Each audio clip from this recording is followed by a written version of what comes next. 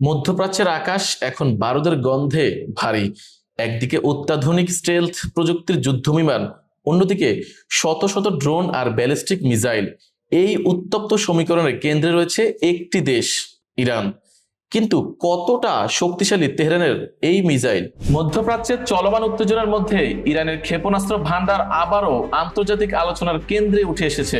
সামরিক বিশ্লেষকদের অনুমান অনুযায়ী ইরানের কাছে বর্তমানে প্রায় ২৫০০টির মতো ব্যালিস্টিক মিসাইল থাকতে পারে, যা মধ্যপ্রাচ্যের অন্যতম বৃহৎ মিসাইল মজুদ হিসেবে বিবেচিত হয়।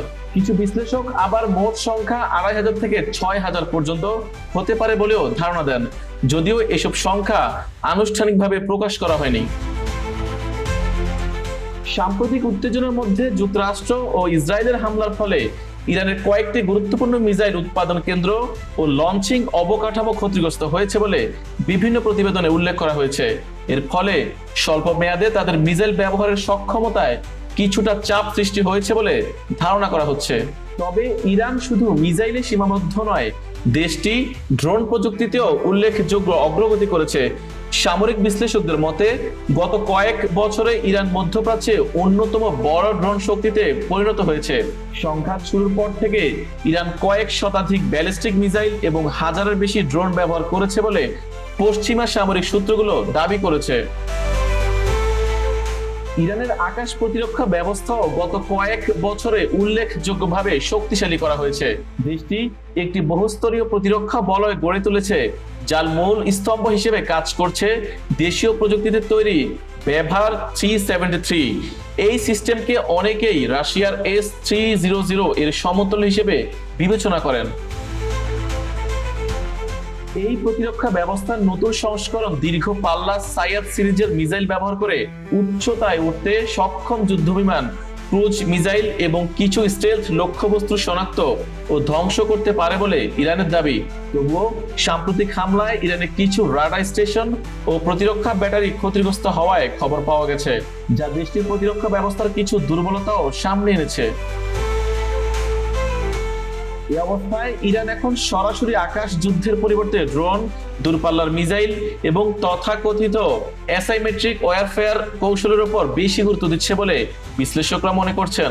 আন্তর্জাতিক নিষেধাজ্ঞা কি তবে একটি দেশের সামরিক সক্ষমতাকে থামিয়ে দিতে পারে, নাকি উল্টো সেই সীমাবদ্ধতাই হয়ে ওঠে নতুন কোনো শক্তির উৎস? গত কয়েক দশক ধরে ইরান ঠিক এই প্রশ্নের উত্তর দিয়ে যাচ্ছে তাদের অবিশ্বাস্য প্রতিরক্ষা শিল্পের মাধ্যমে। আন্তর্জাতিক নিষেধাজ্ঞা থাকা সত্ত্বেও ইরান গত কয়েক দশকে নিজেদের প্রতিরক্ষা শিল্পকে উল্লেখযোগ্যভাবে শক্তিশালী করেছে। দেশটির প্রতিরক্ষা মন্ত্রণালয় এবং সামরিক শিল্পের সঙ্গে দেশ জুড়ে প্রায় ৭,০০০-এর মতো প্রতিষ্ঠান ও প্রযুক্তি কোম্পানি যুক্ত রয়েছে বলে বিভিন্ন প্রতিবেদনে উল্লেখ করা হয়েছে। এই বিস্তৃত নেটওয়ার্কের মাধ্যমে ক্ষেপণাস্ত্র, ড্রোন, রাডার, সামরিক যান এবং বিভিন্ন ধরনের প্রতিরক্ষা প্রযুক্তি তৈরি করা হয়। বিশেষ করে ড্রোন প্রযুক্তিতে ইরান উল্লেখযোগ্যভাবে সাফল্য অর্জন করেছে। শাহেদ 136 এবং মোহাজের 6 এর মতো ড্রোন ইতিমধ্যেই আন্তর্জাতিক সামরিক বিশ্লেষণে আলোচিত।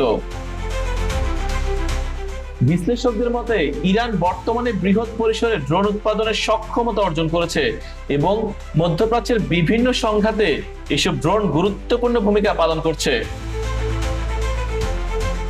ব্যালিস্টিক মিসাইল উৎপাদন ক্ষেত্রেও ইরান ধারাবাহিকভাবে বিনিয়োগ বাড়িয়ে যাচ্ছে। সামরিক সূত্রগুলো বলছে, সাম্প্রতিক হামলায় কিছু উৎপাদন কেন্দ্র ক্ষতিগ্রস্ত হলেও দেশটি প্রতি মাসে কয়েক ডজন নতুন মিসাইল তৈরি করার সক্ষমতা পুনর্গঠন করার চেষ্টা করছে।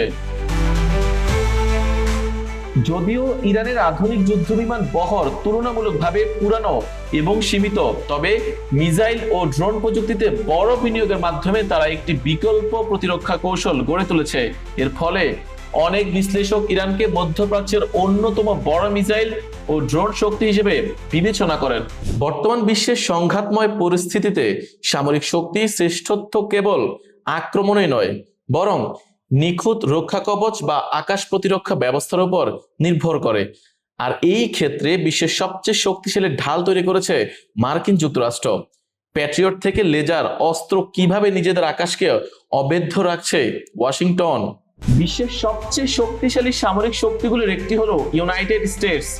দেশটির প্রতিরক্ষা ব্যবস্থায় রয়েছে উন্নত প্রযুক্তির বহু ধরনের আকাশ প্রতিরক্ষা ও ইন্টারসেপ্টর মিসাইল। এগুলোর মধ্যে উল্লেখযোগ্য হলো প্যাট্রিয়ট মিসাইল সিস্টেম, থার্ড এবং SM-3। এই মিসাইলগুলো শত্রুপক্ষের ব্যালিস্টিক মিসাইল বা অন্যান্য আকাশপথের হুমকি মাঝপথেই ধ্বংস করার জন্য ব্যবহৃত হয়। সাম্প্রতিক সংঘাতের কারণে এসব উন্নত প্রতিরক্ষা মিসাইলের ব্যবহার দ্রুত বৃদ্ধি পেয়েছে। কিছু প্রতিরক্ষা বিশ্লেষক সতর্ক করেছেন যে দীর্ঘমেয়াদী সংঘাত চলতে থাকলে নির্দিষ্ট কিছু ইন্টারসেপ্টর মিসাইলের উপর চাপ তৈরি হতে পারে। তবে যুক্তরাষ্ট্র সরকার জানিয়েছে তাদের মোট মজুদ পর্যাপ্ত রয়েছে এবং প্রয়োজনে দ্রুত উৎপাদন বাড়ানো সম্ভব। এই লক্ষ্যেই যুক্তরাষ্ট্র বর্তমানে তাদের প্রতিরক্ষা উৎপাদন ব্যবস্থাকে বড় আকারে সম্প্রসারণ করেছে। বিশ্বের বৃহৎ প্রতিরক্ষা কোম্পানিগুলোর মধ্যে রয়েছে লকহেড মার্টিন, বোয়িং এবং রেইথন টেকনোলজিস। এই প্রতিষ্ঠানগুলো উন্নত মিসাইল, বিমান প্রতিরক্ষা ব্যবস্থা, ড্রোন এবং অন্যান্য আধুনিক অস্ত্র উৎপাদনে গুরুত্বপূর্ণ ভূমিকা পালন করে। একই সঙ্গে যুক্তরাষ্ট্র এখন নতুন প্রযুক্তির উপরও জোর দিচ্ছে। কৃত্রিম বুদ্ধিমত্তা, AI চালিত রাডার, স্বয়ংক্রিয় প্রতিরক্ষা ব্যবস্থা এবং লেজার ভিত্তিক ডিরেক্টেড এনার্জি অস্ত্রের মতো প্রযুক্তিতে বিনিয়োগ বাড়ানো হয়েছে, যাতে কম খরচে ড্রোন বা মিসাইল হামলা প্রতিহত করা সম্ভব হয়। মধ্যপ্রাচ্যের আকাশ এখন শুধু ভূ রাজনীতির মাঠ নয়, বরং অত্যাধুনিক সামরিক প্রযুক্তির এক বড় প্রদর্শনী কেন্দ্র। বিশেষ করে ইসরায়েলের আকাশ প্রতিরক্ষা ব্যবস্থা বিশ্বজুড়ে আলোচনার কেন্দ্রবিন্দুতে রয়েছে। মিত্রদের নিয়ে ন্যাটোর অবস্থান তাহলে কি? মধ্যপ্রাচ্যের অন্যতম শক্তিশালী সামরিক প্রযুক্তি ব্যবস্থার অধিকারী দেশ হলো ইসরায়েল। তাদের আকাশ প্রতিরক্ষা ব্যবস্থা বহুস্তরীয় প্রযুক্তির উপর ভিত্তি করে তৈরি।